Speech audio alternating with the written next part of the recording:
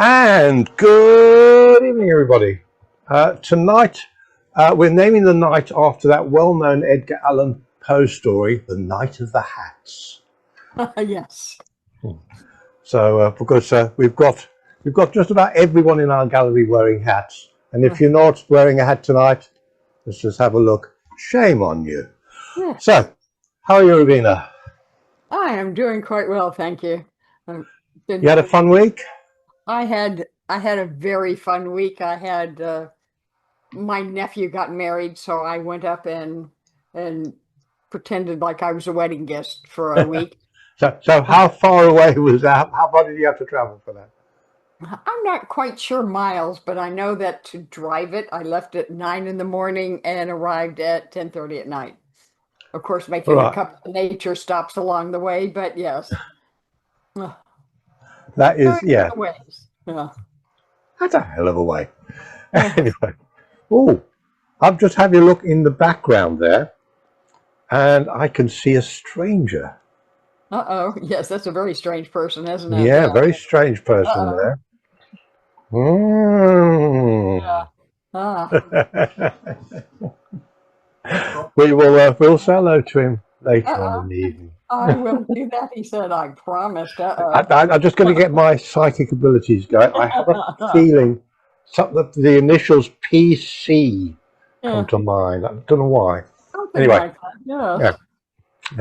Anyway, I think it's we haven't said hello to our lovely people in the gallery to get them to say hello to the wonderful people in Facebook land. So here we are.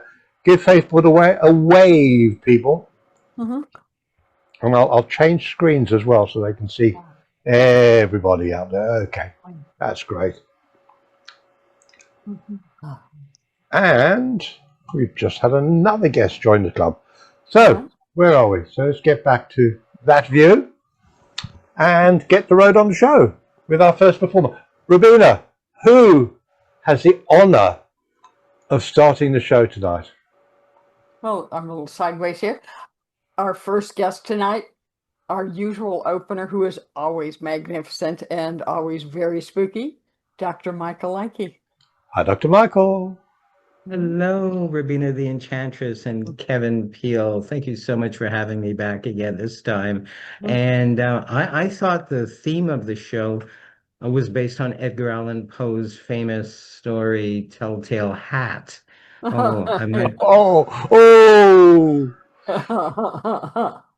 I may have made a grievous error, I'm not sure. Nonetheless, great. There is my partner in magic, the award-winning Lady C, and her assistant, Michaela. Mick, how are you guys doing this day? Good. Exhausted. How are you? Awesome. Awesome.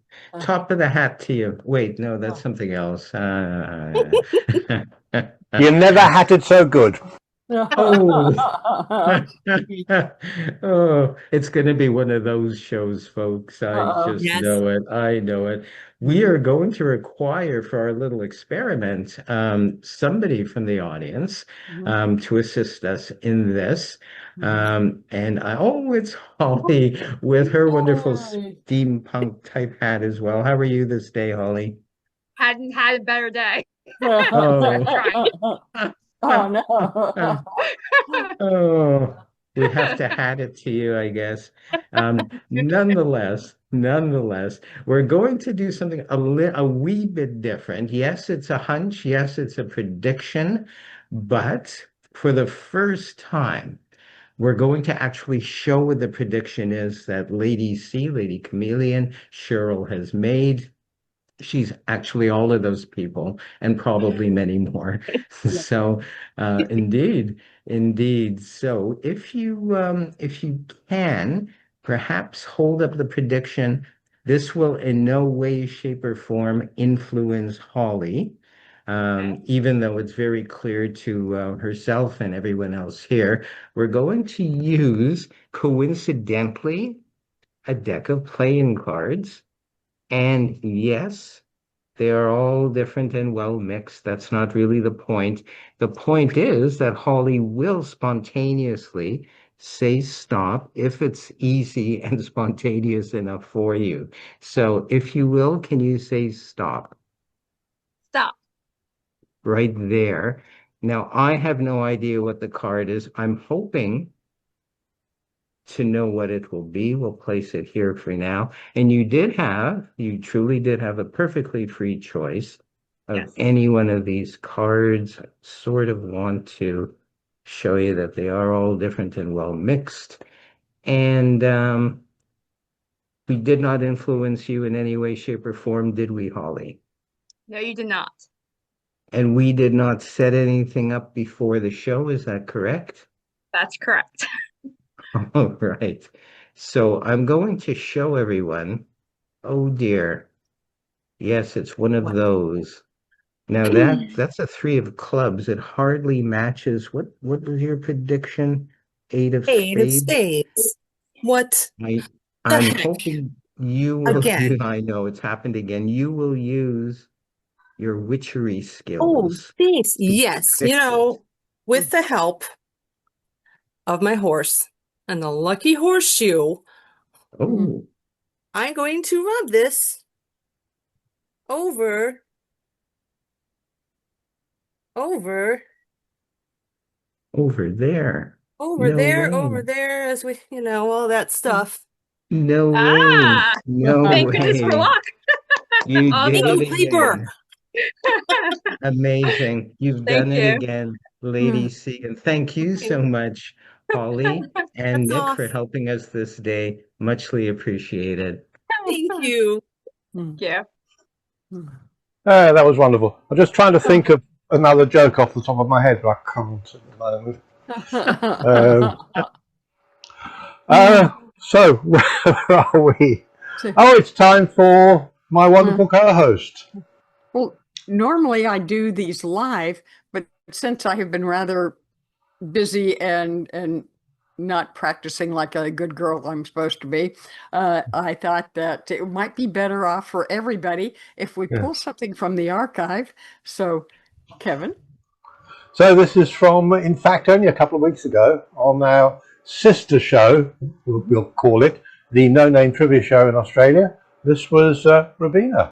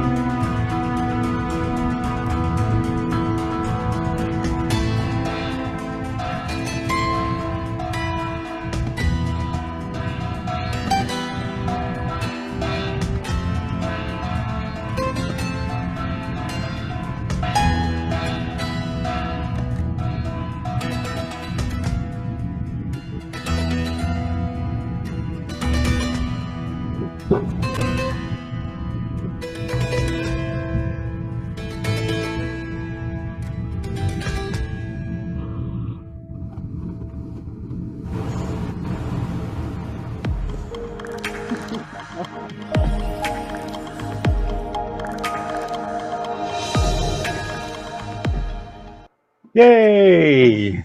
Ah, yay. Hey, thanks, I Ravina. do love that. I amuse myself. It's terrible to say, yes. Yeah. And amazing that you were doing that at something like 3 a.m. Yes. Yes, it's like, okay, I'm asleep, so yes, all right. Yeah.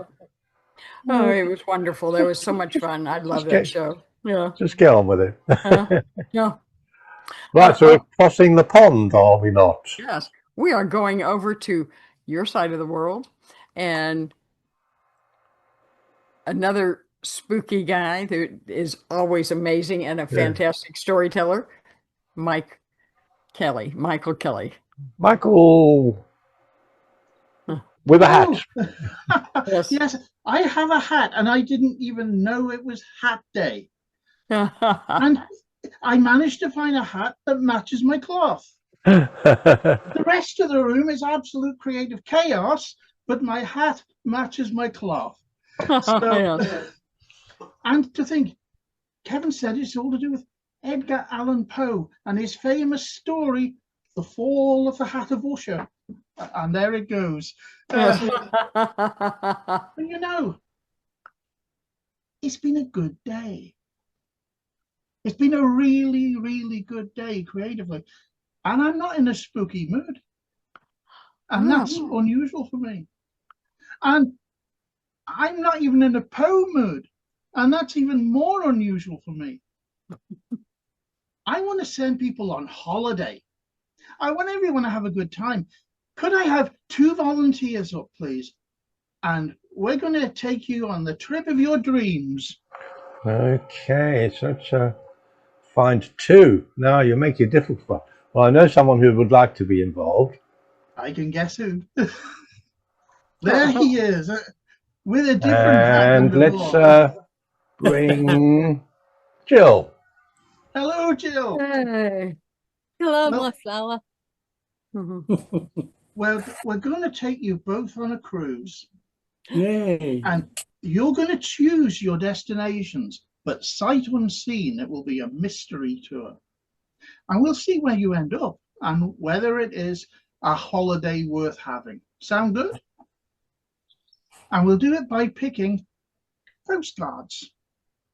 I've got a selection of postcards here.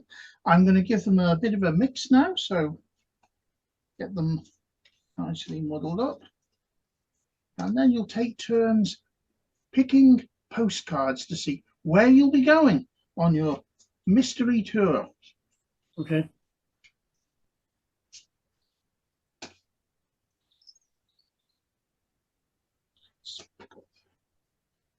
And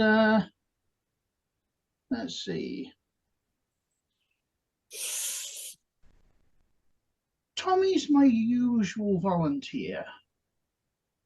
So we'll start with Tommy first, and then when we come to have a look at the holidays, we'll start with Jill first. But what you're going to do, Tommy, is quite simple. I'm going to hold up 2 postcards, and you're going to choose whether you want to go to number 1 or number 2, but you're only seeing the backs of them. Sight unseen. 1 or 2? 1 for me, please. 1. So that's Tommy's side, because you're on that side of my screen. That way I won't get them middled up, and the other just gets discarded. Okay. Jill, would you like postcard 1 or 2?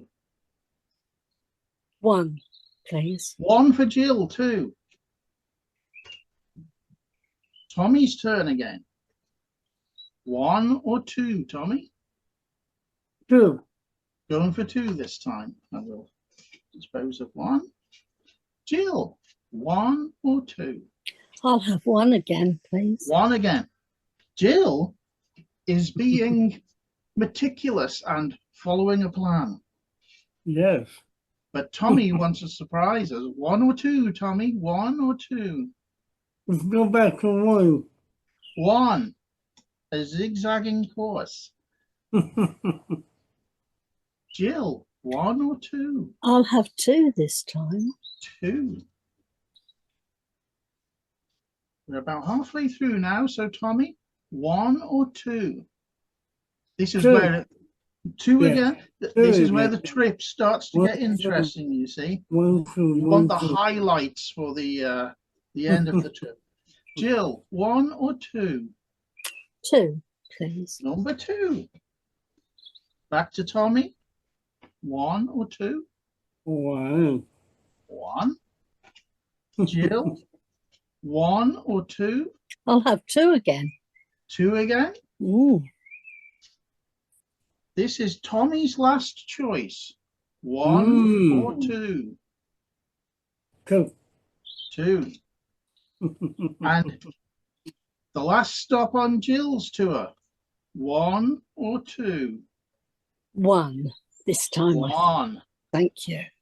Well, we started the choices with Tommy, so we'll start the reveal with Jill. Let's see how your tour would shape up, Jill. Okay. And whether you would like it or not. You'd start off going to China. There's the Great Wall. Ooh. Yeah. So you've really gone the distance to begin with. Then back to Europe for the Eiffel Tower. Ooh. A nice little stop in Paris. Over to the US, San Francisco and the Golden Gate Bridge. Ooh. I don't know that I'm very keen on America at the moment. Well, not to worry, you've got 3 other destinations. A little bit of India, perhaps? I've been there. That's beautiful. Hong Kong, all of the bustle. Oh. Steve's been there, but he didn't take me. He left me at home. Oh, That's a bit, well, Yeah. I don't know what to call that. It's And your final stop, you'd rather be in Fiji. Ooh, Fiji. So if we ticked 1 or 2 of your boxes there, Jill, would that be satisfactory for you? Yes, I think it would. Oh, I'm glad we've pleased you. Yes. That's the most important thing. Tommy, Yeah. let's have a look and see where you're going. Okay. Good God, Tommy. I'm afraid I'm going to have to cover this up a little bit. What kind of holiday are you going on? Oh my. I was going to offer to come with you, but perhaps you don't. Yeah. Good grief, this man doesn't let up.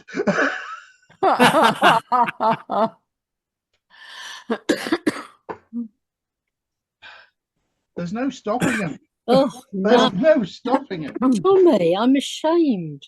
I am so.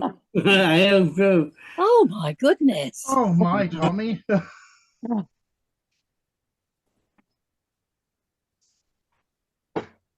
Will it never end? Ladies with no vests.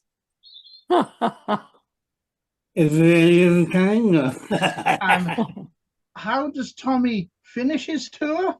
I dread to think. You guessed it. Oh, no. So the question is, Tommy, did you enjoy your holiday? Probably. Probably. And one last thing, did I get it right? Or would you both like to swap? No, but why didn't I get any young men? That's what I want to. I'll try to remedy that on a future occasion. But thank you both. And back we go. Yeah, in fact, Michael, the cards for Jill were very atmospheric. Yeah. Oh, God. Right, it's that time of the evening that we are all dreading Yes. because, Something similar to the Hollywood Tattler, right? yeah, we've got this gentleman that sneaks around in the background, listening to everything we say. So let's play his theme tune for this week, which is slightly different to last week's. So here we go.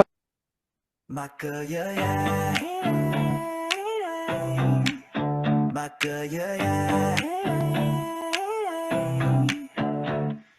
Micah's got ears like a radar dish. Every word we drop becomes their wish. They're tuned in sharp to every line. Our secrets echo oh so divine. They whisper low and they shout out high. Micah's got the scoop, no need to try. Our chat's a stream of flowing tale. Micah's boat sets out to sail. Micah knows, Micah sees. Every word, every tease. Can't hide, can't run. Micah's listening, having fun. Micah knows, Micah sees. Every word, every tease. Can't hide, can't run. Micah's listening, having fun.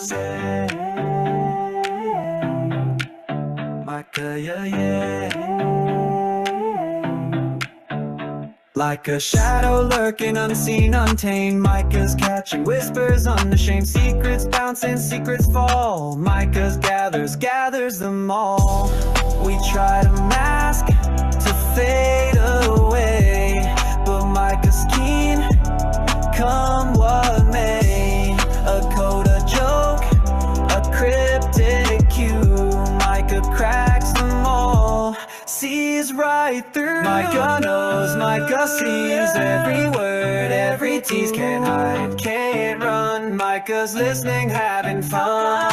Micah knows, Micah sees. Every word, every tease. Can't hide, can't run. Micah's listening, having fun.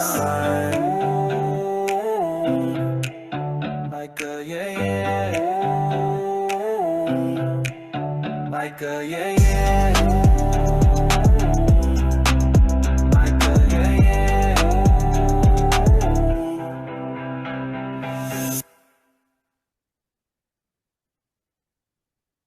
Okay, it just keeps getting better.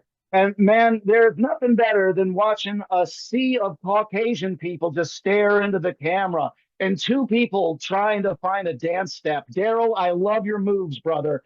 And Lady C and Miss K, I can't even clap to the beat, and you guys did it in tandem. So you win the Caucasian Rhythmic Award of the week. You and Daryl win first place tie. Thank you, guys. I love you all. Thank you for letting me be here. I know we have 3 hours left, so I'm going to make this fast. As always, my audio was cutting in and out, and this is what I heard at the top of the pre-show. They might eat grilled puffins. Do they have puffin pastries? And then the third thing I heard immediately after that was, I believe I hear Benji. Leave Benji alone. I don't care how delicious he looks or sounds. He is a national treasure. Leave Benji alone. I have no idea where the hell that conversation was going. And I think it was led by Jill. Maybe she was talking about America again. I don't know, but it just spiraled. And speaking of that, here's my segment that I like to call Coach Kevin Peele's inspirational pregame speech. This is what I heard from Coach Kevin. The tone of the evening has come plummeting down, I'm afraid. Thank you, Coach. Yes, what a way to rally the troops. Oh, man, I just wanted to storm Normandy with that. And then this tied with my favorite. Who the hell is Micah? Thank you so much, Kevin. Yeah, I've been wondering that my entire life. Talk about an existential crisis. But then, as always, you guys top yourselves. This was tied by Tommy Burnett, who said, and this is what I heard. So I wrote it down verbatim. I'm pretty sure this is what he said, word for word.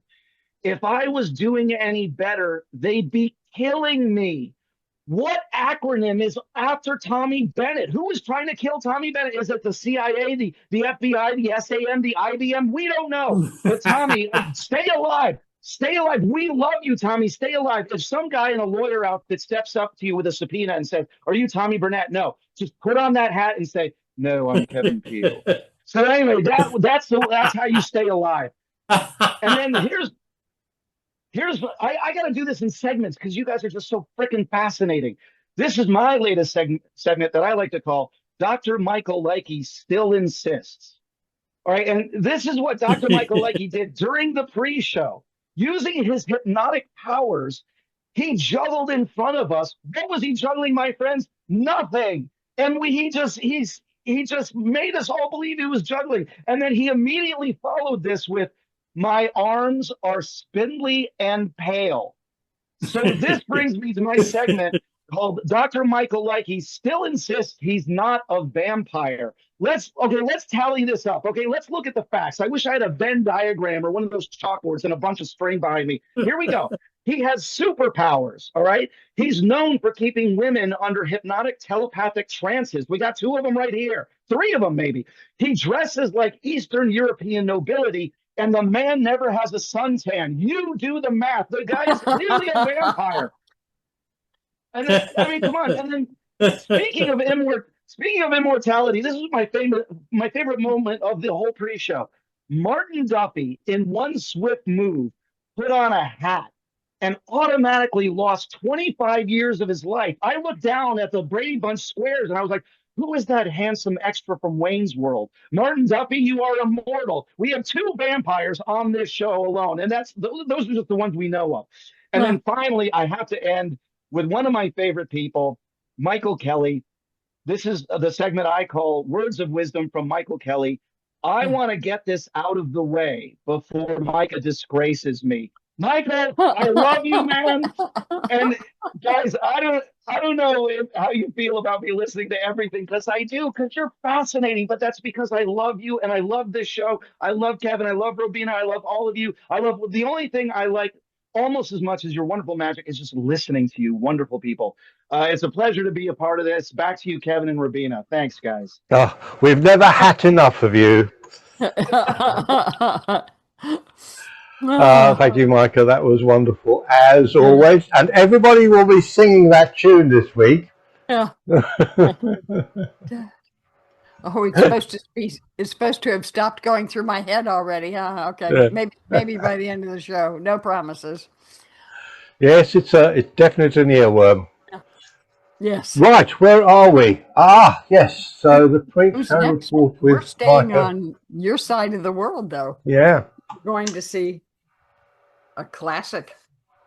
Well, we need him to put his camera on. Let me just hit the please start camera button for Peter John.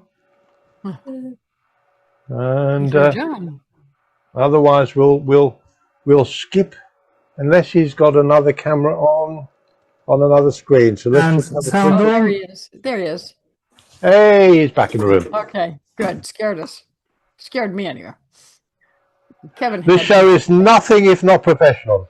Oh, absolutely. Hello everyone. Here we go. Peter John. Okay. Yay. Right.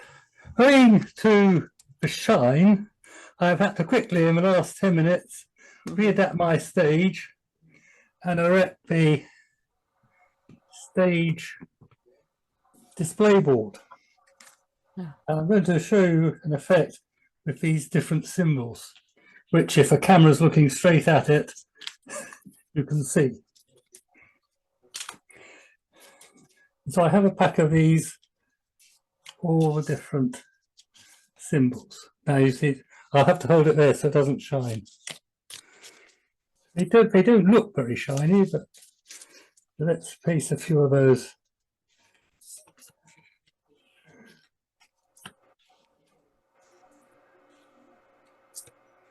I need 5 different cards. Oh, too many. Take one away. Now I need someone to choose one of these. And I don't have a spectator here. So if we number those 1, 2, 3, 4, and 5. Perhaps, Kevin, if you could call a number. In fact, in case anyone thinks that I'm in on this, yes. Michael Kelly, give a number. Very good thinking. Number 1, 4, 2, please. 3, 4, 5. My hands are empty. Number 4, please. Number 4. Number 4. Yeah. And obviously, I didn't know it was going to be you, so we couldn't have prearranged anything. 1, 2, 3, 4 is your chosen number. So now we change cameras and we look down at the table, on which there's a little back bag. Now I tip out the contents of a little black bag. Keep it in full view all the time. There we are. Once again, we're getting shine. I'm not sure what we'll do about this. I tell you what, we'll hold it up. There are little badges that you can pin on your lapel.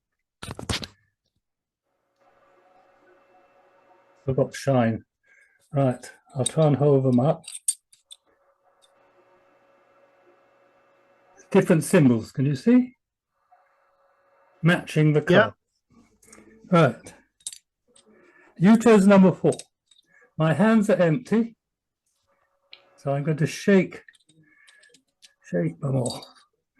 But one, you will see, is pinned on quite tightly, right? And it is the star. You had absolutely free choice. We have a pack of about 42 cards of all the symbols mixed up. So we'll move the camera now so you see I'm not cheating. And hands empty. And we'll turn the card around. And it is in fact your choice. I understand the chances of that happening are 3,762 to 1. Thank you very much. Thank you for your help, Micah. Thanks, Peter John. And as we say, back to the studio. Right, so that was Peter John in the UK. We're back to your side of the pond, Ravina. We're coming back to our East Coast to Virginia. Let's see, Russell Lawman III. With a hat.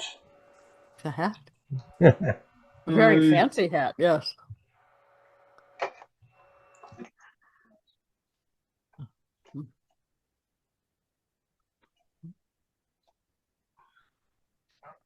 I'm had from Texas.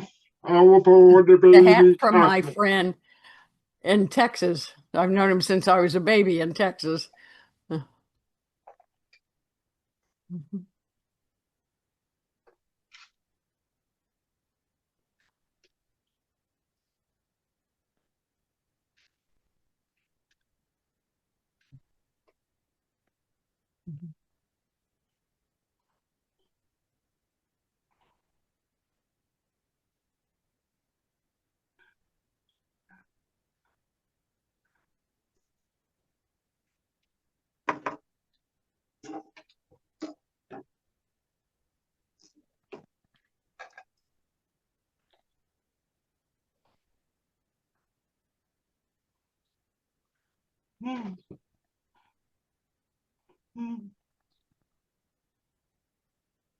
Money.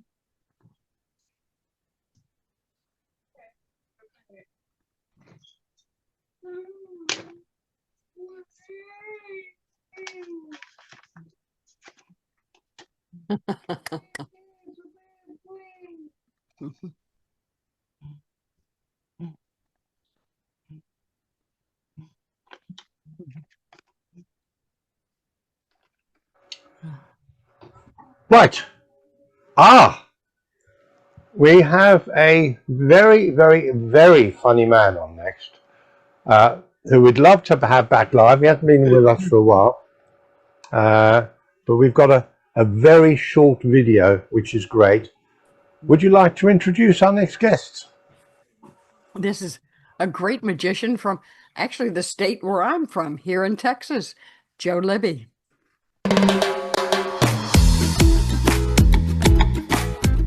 It gives me great pleasure to present to you the world's most amazing trained flea, Ramon! Thank you! Yes! Through a special arrangement with the Flotsam and Jetsam Flea Circus, we have retained the services of Ramon, the amazing trained flea, to present his signature death-defying stunt for your entertainment. Now, Ramon will climb up the ladder.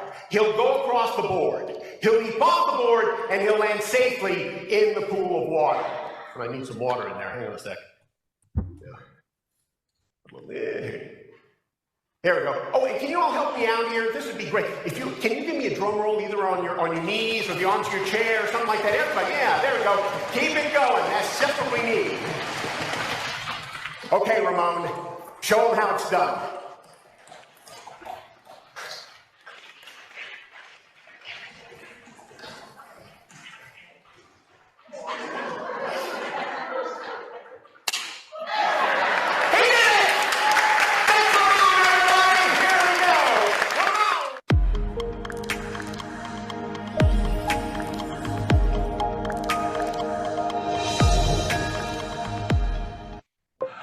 And I have asked Joe whether we can have Ramon on the show as a special guest, and we'll have a free interview at some point in time.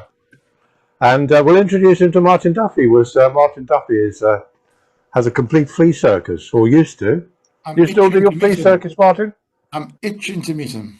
You're itching to meet him. Thanks very much. Right, moving on rapidly after that joke.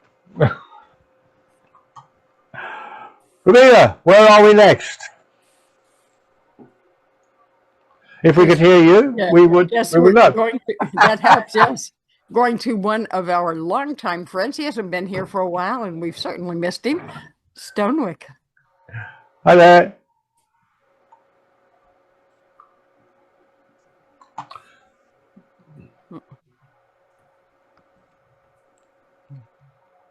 Got it. All right. We got you. Okay. All right. Greetings, men and women of science. I'm Professor Stonewick. I'm a magician and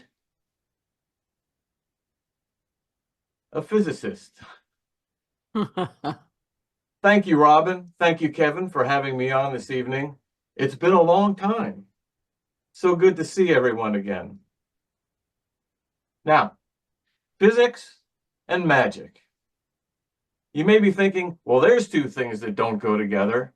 You know, like fire and ice, oil and water, critical thinking skills in the American public school system.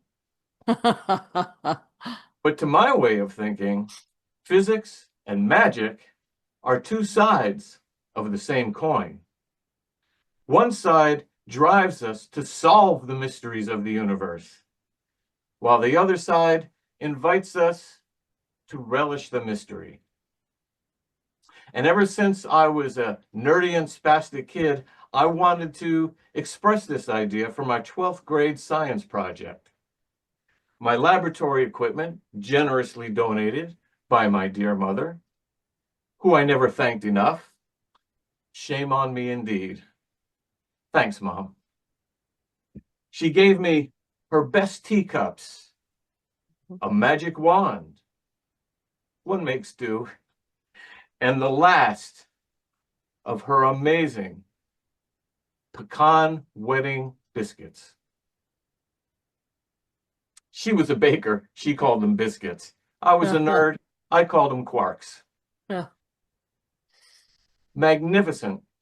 But she never revealed, like a magician, her secret ingredient. You see, every day after school, we'd get tea and biscuits. And she would often hide them under a cup. And we'd have to guess under which cup the biscuit was hiding. And if we were right, we'd get another. And somehow I always managed to get 3. Thanks, Mom. But I digress. The hardest part about setting up my science project was to stop eating the equipment. So good.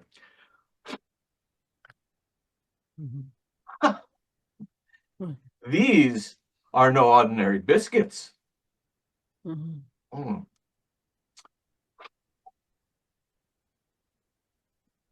My childhood substance of choice, as it were. Now, I'm not going to eat this. No, no. Instead, it's all in the power of the mystical, magical spoon.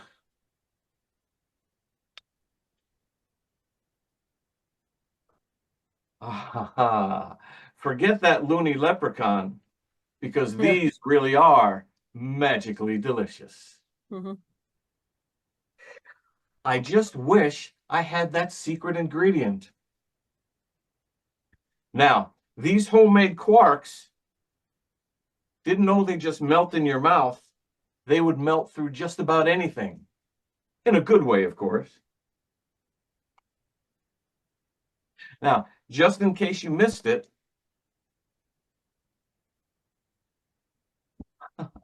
that's 1, 2, 3 quarks for Muster Mark.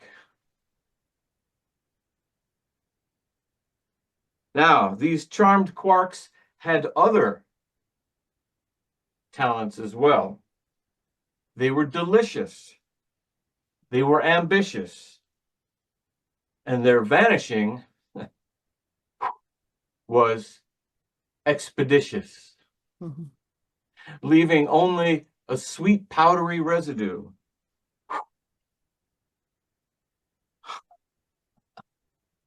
Now look, I won't even touch this one. Yet, like Schrodinger's cat, lifted away on a fine quantum breeze.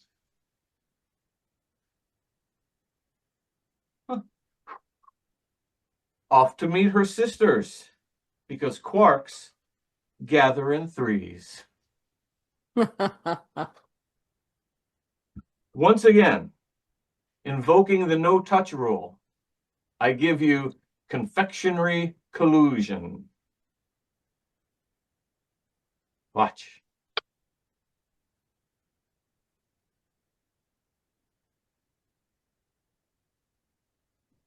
What? Whoa! Gone in a flash, but return with ease, because we see quarks always huddle in threes.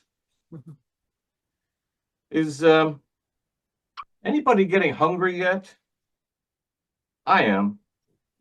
So, like before, I'm going to sneak one for later. Well, okay, 2. But hey, just for a snack. This one stays here. But this one comes back. What? I send them away to a galaxy far, far away. But they keep coming back. What? No way. Mm-hmm. Evaporate, blossom, come and go as they please.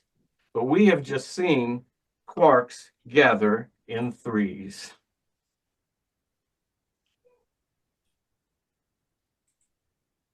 And so, my friends, with no further delay, I'll take all 3 in hand, and I'll whisk them away and bring this quantum illusion to a zesty conclusion. Zest. Mom, you're the best. The secret ingredient. It's lemon zest. Of course. Yeah. Oh. One final thought, if I may, if you please. There's another ingredient that's added with ease that builds a good man from the nerdy and spastic. It's no big secret. It's mother's magic. Thanks, Mom. Yeah. And thank you. Excellent. Beautiful. Thank you Beautiful. so much. Yeah. Thanks, Charles. That was lovely.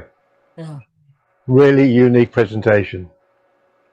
And if I hit the right button, we're Yay. back. We are. Yay. Hats and all. Yeah. And I've even got audio. That's amazing. Okay. I've been having a hard time with that recently. Yeah. Right. And moving on rapidly. Yes. To a gentleman we nearly gave up on, but then he, at the last minute, he sneaked into the room. So we've got him on the show. Yeah. Absolutely. Daryl Sprout. Hi there.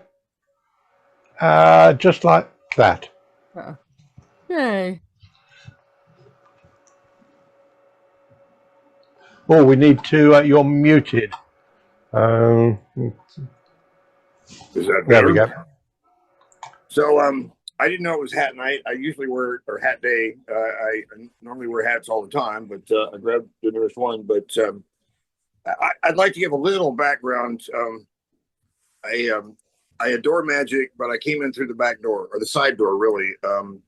I can remember the first time I saw a magician perform at the State Fair of Texas in Dallas, and I couldn't figure out a thing he did, and it was fascinating, but it was funny because it was incredibly commercial.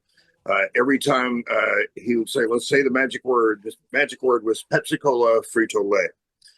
But at any rate, the fact is that it was many years later, because I do I'm a nature educator, entertainer. I do mostly kid shows, and it's really a part of my my mission in the world to save the remaining 20% of the wildlife that we have on this planet, because 80% of it's gone in about the last 200 years. And I'm doing that by trying to get people to get over their fear of things they don't understand. And so my show is called Snake Encounters, and my mission, or really my message, and I'll say in the show itself, I'll say my message is don't kill the snake. And usually it's well into the show by the time I bring in magic. And I remember when I first met a magician at a festival I did, he did a ballooned dog. All right. I'm like, that's a great idea, but I need just it to look like an ordinary wooden box, because I'm not a performing magician. Right. I have it's just a wooden box, the only ballooned snake, I think, being done. But when I say, one of the ways that I use to tell my story of don't kill the snake is I happen to be very fond of magic, right? And of course the kids will roar about that and say, you want to see me pull a snake out of this hat? No, when you see me pull a rabbit out of this hat, this is what the first thing I'll say is, I'll say, and they'll say yes. I'll say, sorry, all of my rabbits are at home in my freezer. True story, right next to the mice and rats. When the girlfriend left, I asked, why are you leaving? The top of the list was my freezer. But at any rate, would you like to see me pull a snake out of this hat? Right. And so the big roar comes from there. And I'm saying, first of all, you have to see that the hat is empty. There is nothing in the hat. Okay? Now, of course, if I am going to perform, this is going to be interesting to try to do in these close quarters. If I'm going to perform this famous classic of magic, what do I need? And of course, I get magic wand, right? There's the magic wand, right? Ready? Watch the hat. Watch the hat. Yeah, you get the idea. And what I love is a good blood curdling scream. In fact, I have a 30-foot. In fact, I couldn't do it in this venue, but I mean, I'll say, what's the longest snake you ever heard of? And you usually get the wrong answer, but I'll tell them it was reticulated python. And how long was it? And I get lots of guesses. The actual answer is 33 feet. I think telephone, right? I'll say, all right, well, but it's been a very long time since anybody's even seen a 30-foot snake.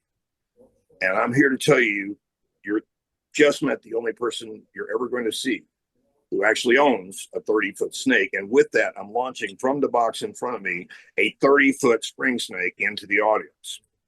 That is a really good blood-curdling scream. But I mean, I do a lot of that. All of my scary turns out to be funny. You get the idea. So, like for instance, I'll say, hey, let's see, you want to see a cobra? Yeah. No, I don't actually bring live cobras to rooms full of children. However, I was recently doing a birthday party, right? And the mom was having them do craft projects. They were making clay snakes and painting them like milk snakes and coral snakes. They were making the paper plate snake, cut it like a spiral, hangs like a snake. But my favorite was they were making cobras out of old neckties. They put little eyes on them, little tongues on them, put coat hangers in them. They had a whole table full of cobras. You haven't lived until you've seen a paisley cobra. So here's my tribute to that. I am going to roll up this old necktie like a snake, and I'm going to put it on this old-fashioned magician's tree thing. Now, I want you to pretend that the tree is a snake basket, and I'm playing the flute. Yeah, that is a deadly tie. And watch this. Down, boy.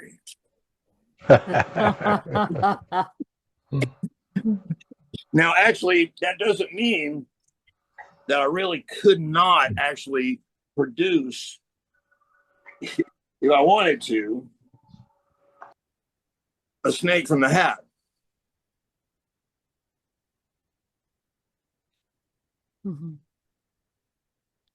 This is a Mexican black king snake. His name is Monty. Now, most people who own snakes have a Monty that's a python, but he's not Monty because he's a python. He's a Mexican black king snake. He's a black king. He's Monty is short for Montezuma. Beautiful. So there he is. Thank you, folks. By the way, I really enjoyed the cups and corks. Yes. Thank you, Dale. Yeah. Oh, thank you. That was wonderful. That's the wrong button. I nearly pressed it. There we go. That's the right one. Okay, here we are. Yes. Nice to meet you, Monty. Yes. Yeah. You were here, Gerald. That was wonderful.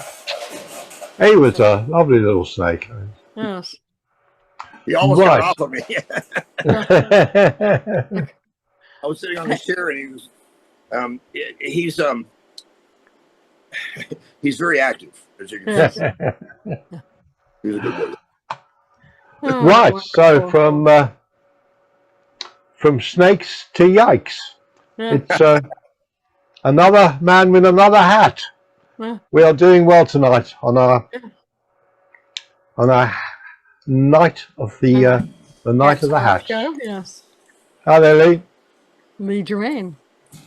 Good afternoon, everybody. Good to see you all. I just want to make one observation. You would have to go to Great Britain to hear anybody refer to a snake as lovely. And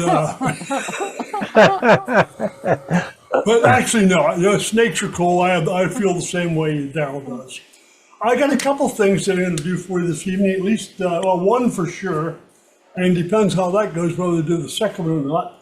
This is going to be a little bit different from what I usually do. A little bit, not much. This first thing I just recently purchased, and I got it because I liked the idea, the theme. I do not have it worked out as far as a story goes, but I know there's one in there. I didn't like the one that came with it, so I'm going to change that around in time. But we're going to wing this as best we can. Try and tell you a little bit of a story about this. I know you're all familiar with vampires and werewolves and the Mummy and all those great movies and those great little legends that we've heard over so many years. Well, this particular legend deals with werewolves.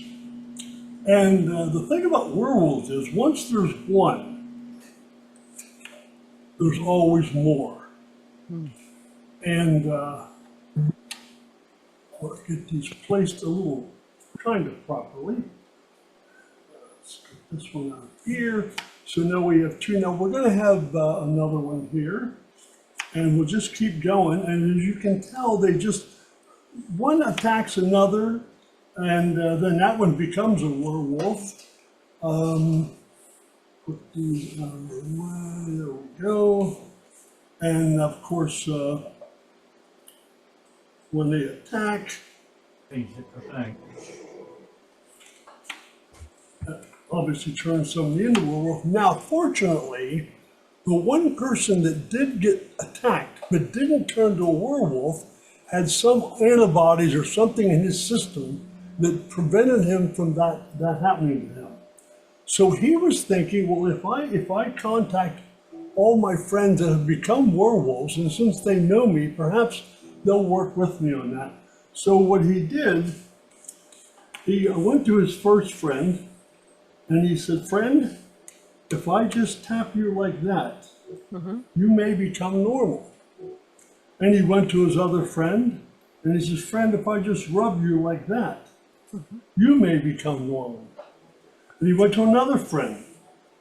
And he said, that may turn you normal. And that friend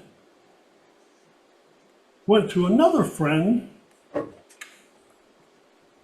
And sure enough, that friend became normal. And this went on and on and on until he had contacted all his friends that he knew over the years that had somehow managed to become werewolves. And it worked for all of them and brought them all back. Now, we've often heard the legends of where werewolves come from, and they had to start somewhere. But we're thinking with all these people turned back to normal people, we should all be okay now. But I got a feeling that there must be some basis to the background of werewolves and where they did come from. That's it for that. As you saw this, thank you. Yeah. I'm just not real happy with the story, but the theme I like. This next thing I'm going to show you is brand new, as was that. This is called the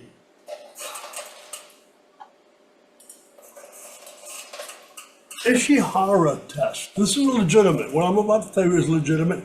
It's actually called the Ishihara test, as you can see there. And it is a legitimate test for color blindness. Now, I don't know, it's going to be tricky with these cards and these colors, but I have here, I think, I have about 6 cards, something like that. And I'm going to attempt to check you all to see if you're colorblind. Now, if there's anybody that cannot see the numbers on these cards, and I hope you can all see this one, because if you can't, you're more than colorblind, you're just blind.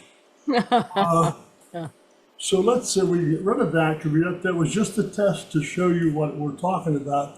Now, can everybody here see the number on there? And that number is? 7. 7, thank you very much. That's all I needed to hear. We'll put that right there. And so whoever answered that is looking good as far as color blindness goes. Can anybody, let's see, Peter's on. Can you see the color on there?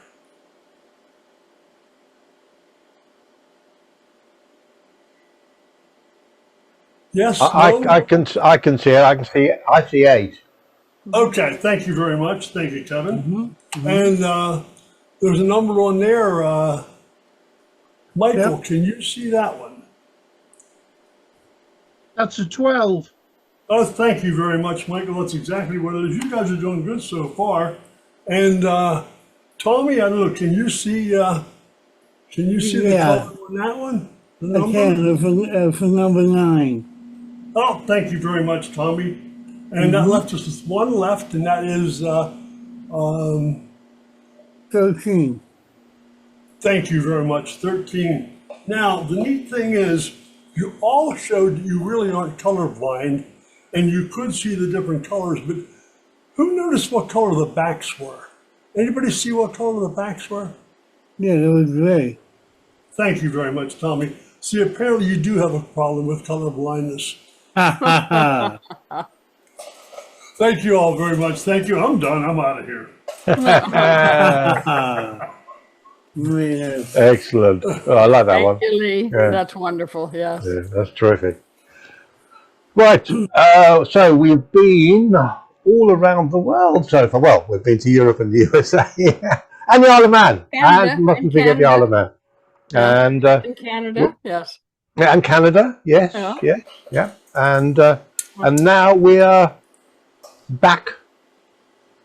Where was I going to find him? He came in late. He's on page 27 of the screens. Yeah. There he is. Yes, we've had a lot of great storytellers tonight. Yeah. And we have another one coming up that always has amazing stories. Chris the Bard. Hi there, Chris. Hi, everybody. It's hat night. I'm glad because I always have a hat. I had to dig it up there for a minute. But I'm really happy to be here. Yeah, we've had some amazing magic and amazing stories tonight. But I have one to share with you that's pretty whimsical and pretty fun. So I want to just bring the camera down here so everybody can see. Hopefully the shine's not too bad for you to see the cards in my hand. Because I want to tell you, using these playing cards, the story of Robin Hood and his merry men. How many merry men did Robin have? Well, no one's sure. So we're going to start with just 3. We're going to do Robin, who had a heart, brave enough to steal from the rich and give to the poor. Little John, who had a club, which he beat people over the head with when he needed to take their money to steal from the rich to give to the poor. We had Friar Tuck, who knew the true value of things, for he was a man of the cloth, represented here by the Jack of Diamonds. And we had Will Scarlet, who had a sharp blade, represented here by the Jack of Spades. But it is said that when Robin and his merry men needed to steal from the rich to give to the poor, they would need to dress up in costumes to ambush the Sheriff of Nottingham and his men. And the Sheriff and his men always wore red cloaks, very, very distinctive scarlet red cloaks. And so one by one, first Robin would go out wearing a red cloak to steal from the rich and give to the poor. You can see Robin's gone. Then Robin would return to Sherwood Forest, and they would send out Will Scarlet. You can see that Will's gone with his sharp blade, stealing from the rich to give to the poor.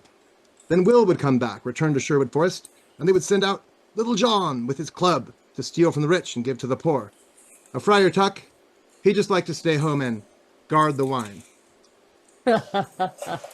So they would all come back to Sherwood Forest, and all 4 of the merry men were about to have a big party. But this is where our story of weal turns to one of woe, for they had a problem. Robin's true love, Maid Marian, was stolen away to the castle by Guy of Gisborne.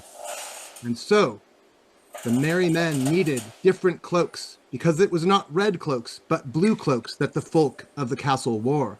And so one by one, Robin and his men asked the people of the countryside, whom they had helped by stealing money, to stitch them beautiful blue opulent cloaks to sneak into the castle. And so one by one, Robin and his men each donned a blue cloak so that they might enter the castle and rescue Maid Marian. But this is when they encountered a third problem, for one of the guards among the guards of the castle recognized Robin and the other thieves and said, "There are 4 thieves from Sherwood Forest disguised as castle guards wearing blue cloaks. Gather up all the blue-cloaked men and look at them, and we will find the thieves." But Robin was quick on his feet, and so he led his men into the closet where the musicians, magicians, entertainers, and fools kept their brightly colored cloaks. And that is where they each put on a different colored cloak. And that, my friends, is the story of Robin and his merry men, and I'm sticking to it. I'm Chris the Bard. You've been fantastic. Thank you, everyone. Thanks, Chris. And I think you win the biggest brim of the night award. Oh, right. Yeah. It's almost like Yosemite Sam sometimes. Yes. Yosemite Fantastic. Sam of the fairy world. Yes. That's great. Now Wonderful. we're going to we're just about to cap it off with our second to last performer, who's again gone out of the room and come back in. So he's disappeared onto page 27 of the Zoom screens, but we will find him imminently whenever. Soon. Here I am. We are going to New York to Tommy Burnett. Hello, Tommy. Hi. Sorry, my computer was acting up, so I had to leave and come back. But I'm I here see you've done now. us proud with another shirt. Yes, and I'm wearing my ball cap. my ball. Anyway, yeah. Okay, so can I get somebody to help me out? So thank you, Harley. Thank you for helping me out. I don't know how much you know about this, but back when I was a kid, which was like back when movies were called books. That's yeah. Thank you. In advertising in the movies, they came up with something called subliminal advertising. You probably heard of it. Yes. Where they would put a second of like a message saying like drink Coke or buy popcorn in the lobby, and it would supposedly make people do what it said. Now that became illegal to do in movies, and on TV, and it's been illegal ever since. However, I'm going to try and subliminally influence you right now using some current advertising. And come on, there we go. Oh, that moves over. Okay, there we go. Perfect. So, this came in the mail from a magazine called Ad Style, and these are like 10 of the most influential brand ads. Just gonna mix these up a little bit. And yeah, so if I lay these out here, I'm going to try and influence you to choose one of these four. And we're going to use a $20 bill as a marker for this. So we can like number one. Actually, we'll go the other way. Number one, number two, number three, or number four? Number 2. Number 2. And we'll take these away. Put them over here for now. Now, this is the one that you wanted for the $20 bill. Now we're going to do something different. I have a couple of other markers over here. This is an old wristwatch. I was missing the band, and the battery isn't working anymore.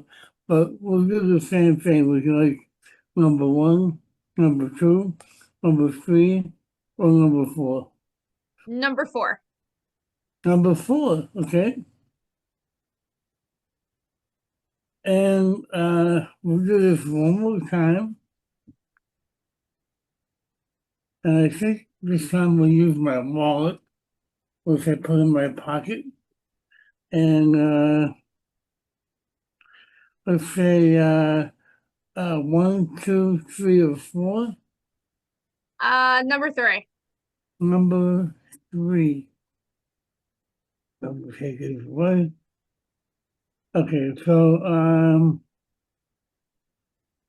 bring this back over here a little bit closer to me, and I'll show you the ones that you could have had, but you didn't pick. You could have had Ray-Ban, you could have had Denny's, Remax Real Estate, Visa, Tiffany, Sharpie. You could have had any one of these, but these are the ones that you wanted, and I'll show you them again. The one that you put the 20 on happens to be Bitcoin, so that's definitely about money. Yes. The one that you put the watch on, oh wow, look at that, it's actually Timex. Yeah. And then the one that we ended up putting the watch, oh, how about that? I was able to influence you on all 3, and you did really, really well. I'm very proud of you, and Thank you for helping me. Let's go back to Kevin and Rabina. Thank you, Tommy. Thank you. But now, right. Well, we're almost at the end of the show, and it's just down to me to cap it off. That's right. Oh, I will see you soon. Yeah, why are you getting nice in there? So I'm going to need 2 assistants. So I will get 2 for the price of 1. Hi there, Cheryl and Michaela. So I'm going to try something that is actually potentially impossible. All right. And you're going to help me with this. So let's just go to the overhead. I'm going to try something with some cards, okay, which you know, I'm not sure that will work or not. Okay, so as you can see, loads of different cards. Yeah. Okay, so I'm going to ask you to think of 2 numbers. Okay, anything between 1 and 52. But Cheryl, I'm going to ask you to think of an odd number, and Michaela of an even number. That way, you're not going to think of the same number. Okay. Okay. So,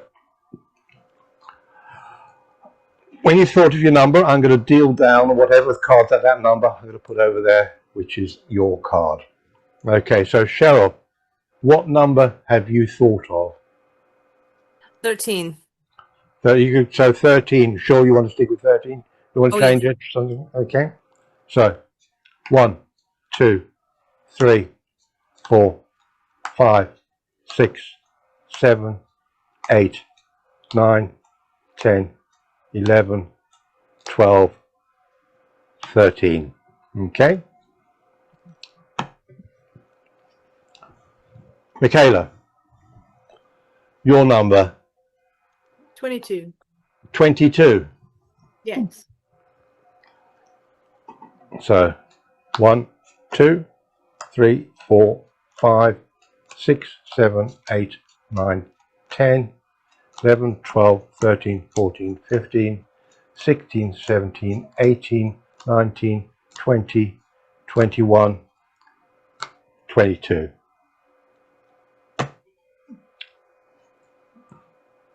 So 2 random cards chosen from a pack of cards at random numbers that you thought of, and I never told you what numbers to choose, etc. Okay, and just quickly put the blindfold on, and so you can see your cards.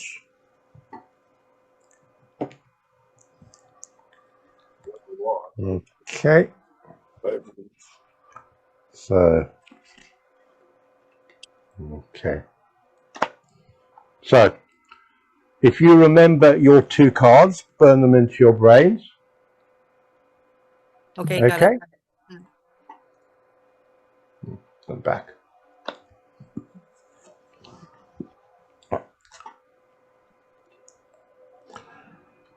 And then I'm just going to spread the pack. And which was yours, Cheryl? One on your right. The one on my right. Okay. I'll just go down and you just tell me where you want it. Stop. Stop there. Yes. And Michaela. Stop. Stop there. Okay. And again, I'm going to shuffle these so that they're in completely different positions. Yeah.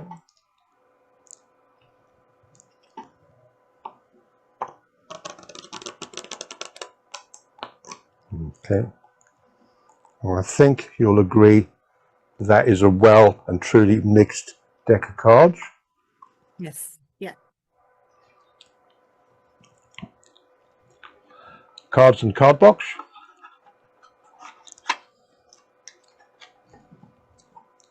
And I have a bag.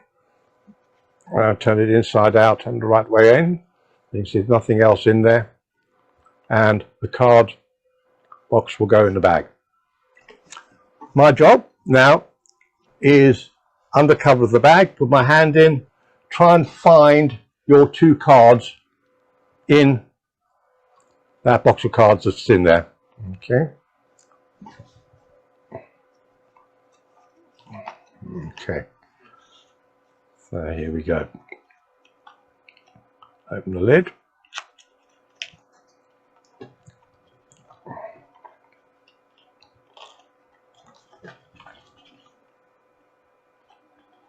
Okay, so that's one card. Hopefully it's upside down. Yeah.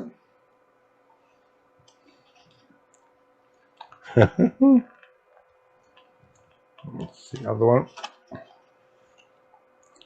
Okay. Take the card case out. Nothing else in there. Phew. Well, I am so scared. So, what were your 2 cards? 4 of diamonds. Yeah. 9 of diamonds. Oh my gosh. That is awesome. Nice. Woohoo! Woo! Whippy do! Yeah. Awesome. Oh, thank you. You're welcome. Thank you. Thank you, Michaela. Thank you, Cheryl. Thank you. I bet Andrew wishes he'd seen that. Oh, there you go. Thank you, Chris.